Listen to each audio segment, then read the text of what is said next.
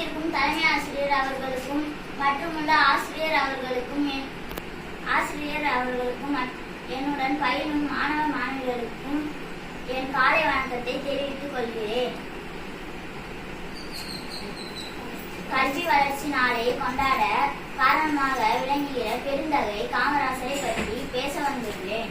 நம் மனத்தில் இன்றும் நிலைத்துக் கொண்டிருக்கும் தலைவர்களில் ஒருவர் கர்மவீர காமராஜர்.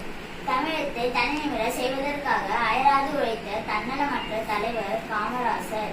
ஒரு மனிதன் எப்படி வாழ வேண்டும், எவ்வாறு அரசியல் செய்ய வேண்டும் என்று எடுத்துரைத்த மாமனிதன் பெருந்தலைவர் காமராசர் ஆவார். காமராசர் விருதுநகரில் 1903 ஜூலை 15 பிறந்தார்.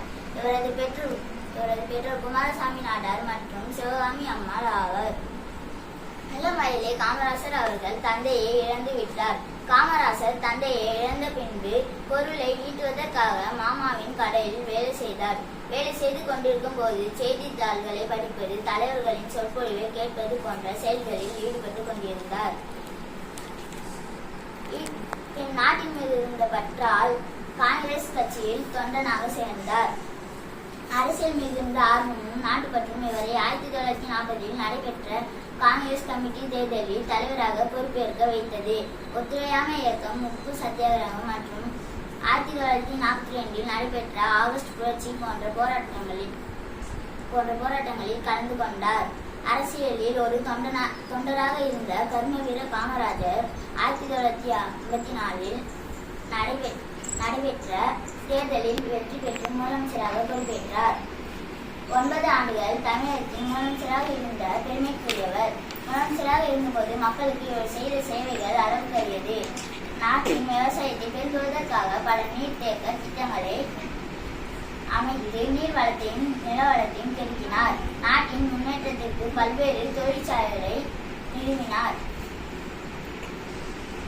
படிக்காத மேதை என்ற புகழுக்கு சொந்தக்காரராக இருக்கும் காமராஜர் அவர்கள் குழந்தைகள் அனைவரும் கல்வி கற்க வேண்டும் என சத்துணவு திட்டத்தை அறிமுகப்படுத்தினார். ஏழை மாணவர்களும் படிக்க வேண்டும் என இலவச கல்வி மற்றும் பள்ளிக்கூடங்களை நிறுவினார். குடும்ப வாழ்க்கை, ஆட்சி முறை என அனைத்திலும் சிறந்து விளங்கியவர். அரசியல் மூலம் மிக உயர்ந்த இடத்திற்கு போனாலும் தனது வாழ்நாள் முழுவதும் எளிமையாக வாழ்ந்தவர். தன் நலம் கருதாமல் பிறர் நலம் கருதி வாழ்ந்த தியாக செம்மல் பெருந்தலைவர் காமராசர். புகழின் உச்சத்தை அடைந்த காமராசர் அவர்கள் 1975 அக்டோபர் மாதம் 2 உலகை விட்டு பிரிந்தார். நன்றி, வணக்கம்.